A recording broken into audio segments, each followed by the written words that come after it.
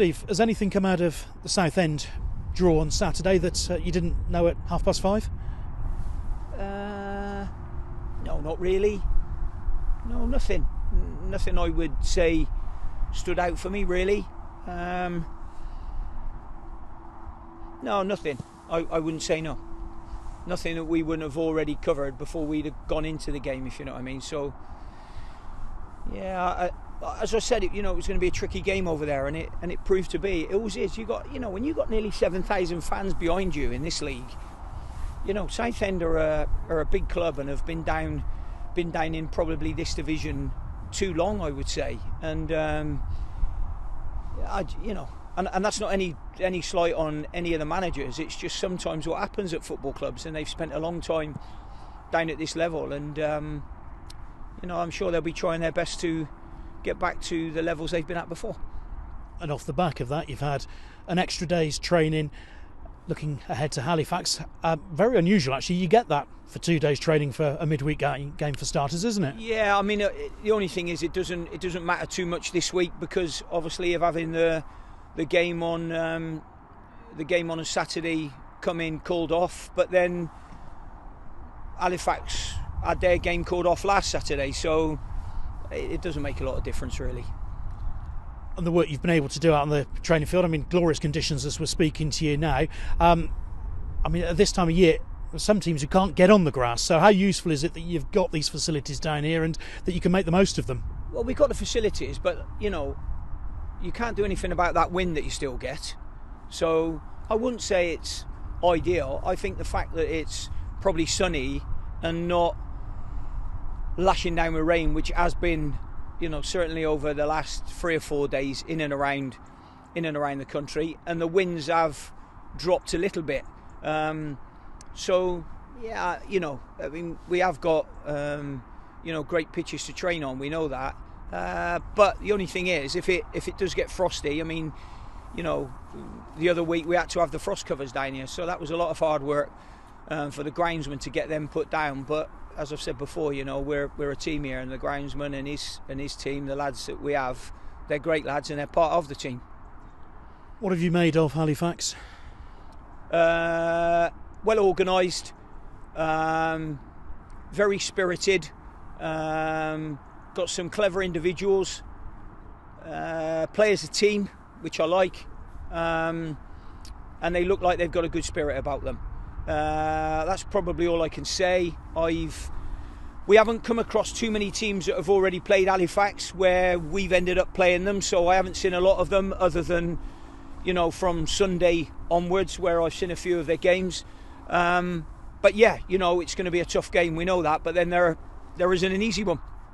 And the word spirit stands out there from what they've got.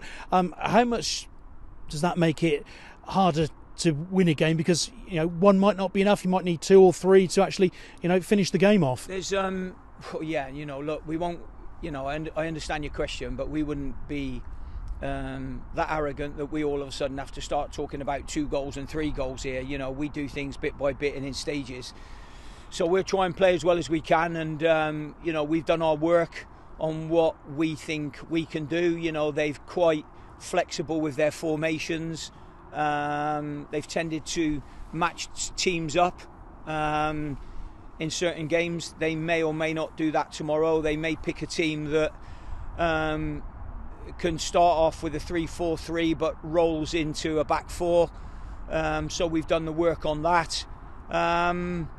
So yeah, we're prepared and we're ready to go. Harvey Bunker obviously scored 3 and 3. It's not just that though, he scored the opening goal in each of those 3 games. Is there anything that's sort of coincidental about that, of him being the one who can break the deadlock in a match? No, not really. No, nothing. Just chances. I actually think that if you take his goals away, I think his positional play can be better in that position than it has been. So we've spoke about that. It happened in the game at the weekend where if we do most of our patterns, Harvey will know them. But on Saturday, obviously his run and his goal will, from the area he was in, that's about right. But there was lots of times in the games where we felt that maybe our eights were slightly too high, and it didn't give Harry any space to work in.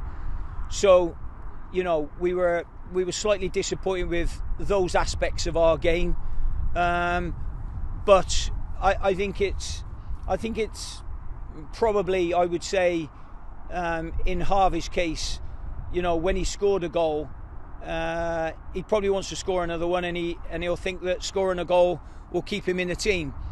Whereas that doesn't necessarily happen, because I've left the strikers out after they've scored a goal. So it's about doing all the other stuff as well as scoring a goal. But I'm delighted for Harvey. I've liked him ever since I've been here, and he's playing in that role now that he seems to be enjoying. It stopped him passing backwards a lot, which he did a lot of, but that position and body shape has probably allowed him to get forward more. And that development, how pleasing is that you can improve a player in that way, and how big is his potential?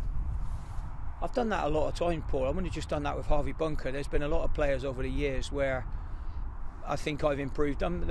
The bottom line is, though, you can only improve a player with their consent. And what I mean by that is they listen to everything you tell them. And our lads get choked with information by me. But I think that I would rather give you 6 solutions in a moment, and people will say, well, you're not going to remember 6. I don't want you to remember 6, I only want you to remember 1. And if that gets you out of it and gives you a solution, job done. And maybe the second or the third ones might go in and come out another time. Maybe. Liam Sirkin was doing a bit of running around the pitch at Roots Hall on Saturday. How's he progressing? Just progressing. It's funny because he's ended up like picking up like a secondary injury that's not a big injury, but slowing him down on the other one. So when he's pulled up with his calf, he's ended up having like a little bit of groin pain. But I think what's happened there is he's been at it, desperate to get back. But probably what's happened in some of his running, he's ended up probably compensating a little bit. So therefore it's giving him a little bit of groin pain, and we just need it to settle down. So, you know, we can safely say that that Sirks won't be involved tomorrow night.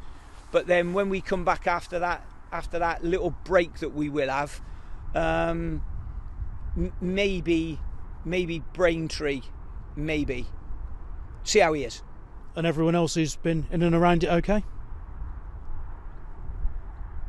Yes.